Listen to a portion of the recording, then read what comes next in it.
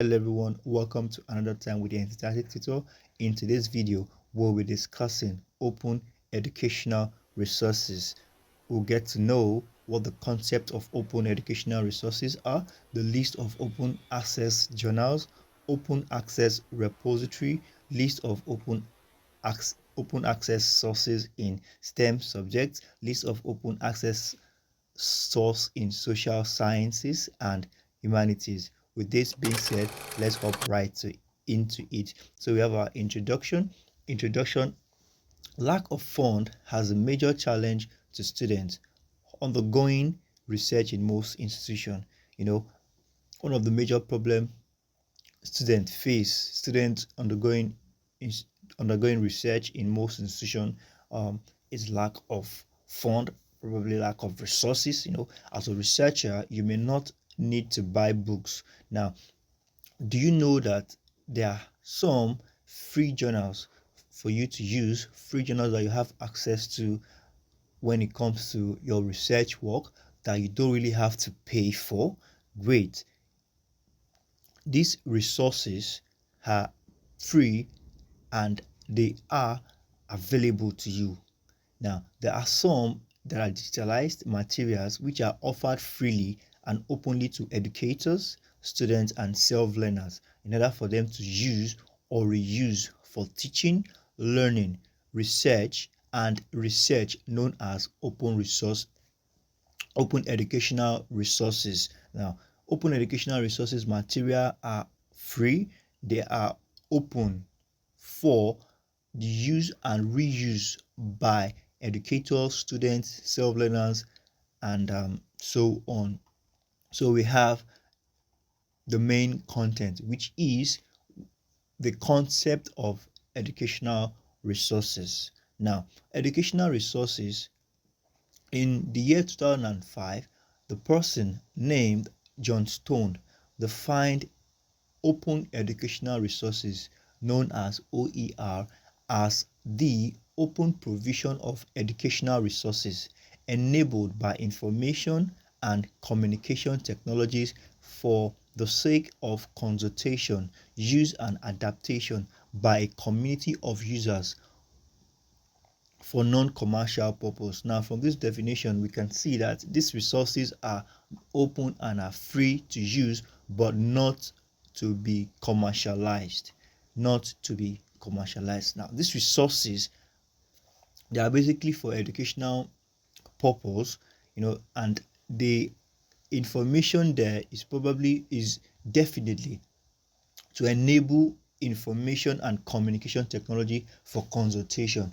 Information and communication technologies, you can always get your hands on them, and this information and consultation features are used and they are implemented for the purpose of a particular research work, and this research process is not to be commercialized. While discovering this information, while laying your hand on this free resource, you're not to commercialize such resources. Open educational resources is commonly referred to as digitalized materials offered freely and openly for educators, students, and self-learners to use and reuse for teaching, learning, and research. As we have been saying, these resources, though they are free and they are made available without pay by the user, but the user has no right to make. The user's right is limited to just using for their purpose and for the purpose of their research work, but not for the purpose of commercializing. Now, open educational resources include learning content such as full courses, courseware, content, modules, learning objective, collections, and journals. It also comprises of tools, software that support the development, use, reuse, and delivery of learning content, including research and organization of content. Now, content and learning management system, content development tools, and online learning communities. Let's not forget, open educational resources includes this following. Now, the implementation resources, which are intellectual property licenses that promote open publishing of materials, design, principles of best practice and localized content. You know, all these things are what makes up open educational resources. Just like we said earlier, I said it's for learning content. Now the purpose of these resources, open, as the name says, open educational resources, the basic purpose is for users to learn, discover ideas, and discover things that has been worked upon and used to develop something new, used to create solutions to recent problems. There are softwares to support the development, implementation of all this gathered information, for the purpose of solving the problem. Now, we have most researchers will be interested in open access journals and reference work which fall under first category, which is learning content. Now, list of open access journals.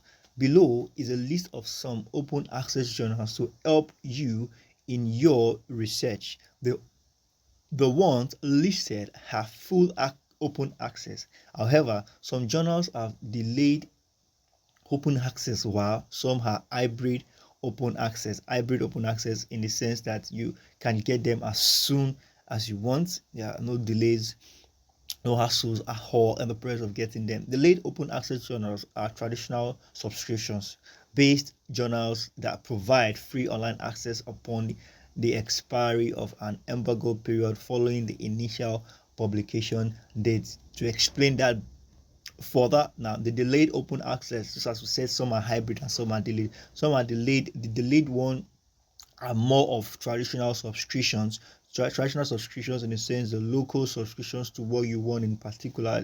Even though they are open and they are available, there might still be some subscription based on the fact that it is journals that provide free online access, upon the expiry of an embargo.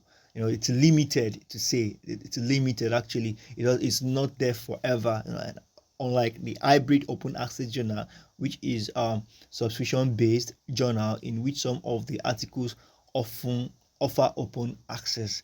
Just like the delayed, that in a nutshell simply means the delayed journal has an expiring date compared to that of hybrid. Now we have the agriculture, which is we are talking about the list of access journals now. So we've spoken about the delayed and the hybrid.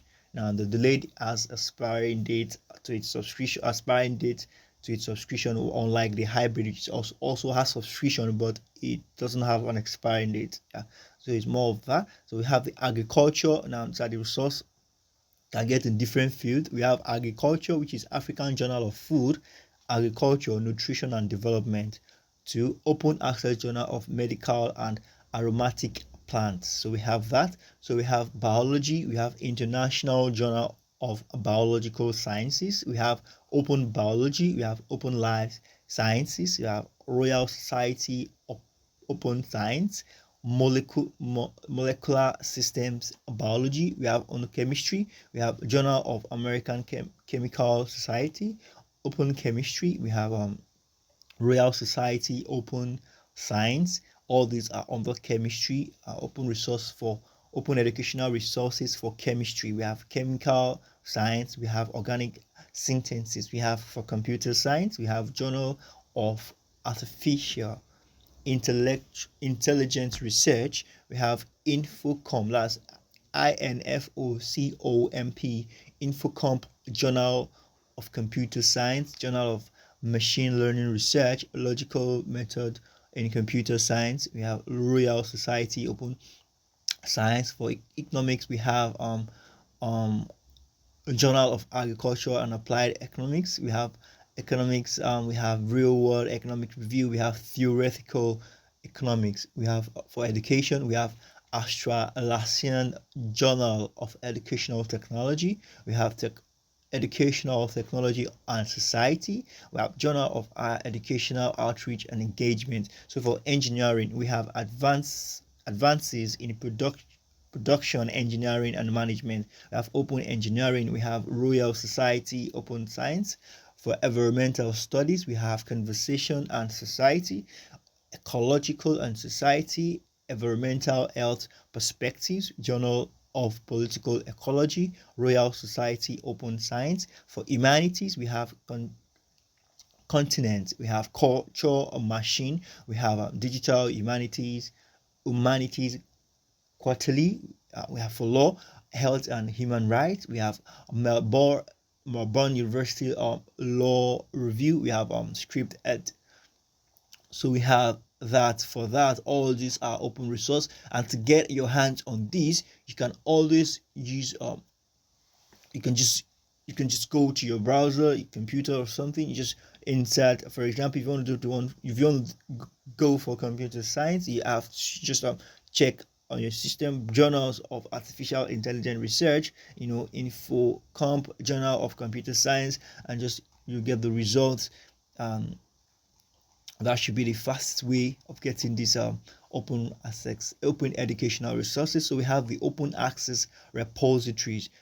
There are basically two main categories of repositories. We have subject specific repositories and institutional repositories. Now for subject specific repository, now from the name subject specific, now subject, this is what you want, being specific, identifying it out of varieties. Now repository, which is more of storage. So we have subject specific or subject based repository, contains research output of specific discipline in order to make it available to the public.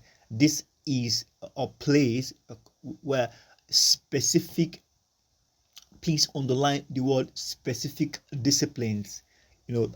Specific disciplines are all arranged, gathered, or put together in order to make available to the public. So we have the institutional repository, which is the IR. Now, this contains research output of an institution, such as a university, and makes it available to the public. Okay, IR is more of a university setting, unlike this is more of a formal setting, and the specific repository, that subject based specific repository, is more of an informal setting. But it should be noted that the subject specific repository contains research output of specific discipline.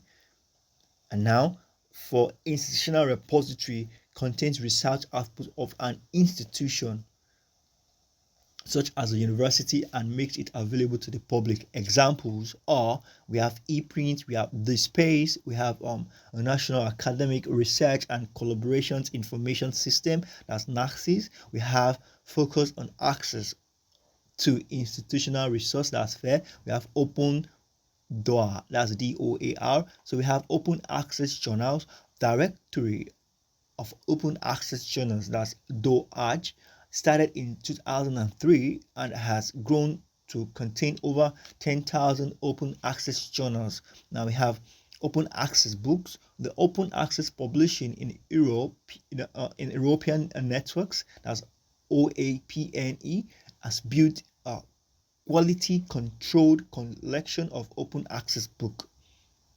So we have that as that. So we have the list of open access in STEM subjects. We have as ARXIV. This offers open access to approximately 850,000 e-prints in physics, mathematics, computer science, quantitative biology, quantitative finance, and statistics. So we're speaking about the list of access open resources in STEM. We have the New England Journal of Medicine. The journal makes each issue free to readers 6 months after publications. Okay, this is more of what we spoke about here just moments ago. I spoke about I think we should have it the delayed and the hybrid. I think that is more of the delayed, that is more of the delayed open access journal. We have that as more of the delayed open access journal, which is a 6, active. Okay, we'll stick active. Okay, it's more of the delayed open access journal. So we have the New England Journal of Medicine. The journal makes, okay, no, not active. I think this is the New England Journal of Medicine. Yeah, more of that's more of delayed. So we have open biology. This is fully open. That has nothing to do with publication or no publication. It's as open as long as it can be. So we have Biomed Center. So we have Biomed Center. We have fully open. We have Public Library of Science. Of course, we have fully open. We have PubMed. We have Index Medicus. We have PubMed Center and Ovid. So all these are lists of open access in STEM subjects. So we have list of open access sources in social sciences and humanities. So we have the Social Science Research Network, that's SSRN. It's a list of open access in social. Now I'm being particular about fields now. Social sciences and humanities. We have the research paper in economics. That's a big. We have Berkeley Electronic Press. That's the B press. That's the B press, and we have the gesture as in humanities and social sciences. Those are the open access sources. So in law, the open access law movement provides free access to nearly 1,002 databases. So we have assessment, self-assessment. So we have open educational resources are all electronic sources, all database sources, and you can just go through this and respond to just try and to self-assessment exercise, just go through it and respond to the question. So you have the conclusion. And I said it is interesting to know that the fact that you have free access to OER does not mean that that they were not to be paid for. Okay, someone somewhere may have paid for it. Tertiary institutions, research bodies, and even authors pay for these quality materials that you as a student can access for free. So there is a need for the federal government and institutions to sponsor more researchers so that authors will be willing to release their research outcomes to the public. So we have a summary to recap what you have learned in the, okay, you can just use all this link will be made available. You can just use this link for more research and for better understanding and more reference and more reading extensively. So that will be that for this video. Um I look forward to seeing you in the next video. Just before we go, if you are yet to subscribe to the channel, please do also subscribe to the channel so you can get more videos like this coming your way whenever I upload new tutorial videos. And believe me, there are more to come, more amazing videos as such as this are yet to come. As I post, I'll be posting at least once every 2 days. A video will be posted at least once every 2 days. Thank you very much. I look forward to seeing you in the next video. Bye.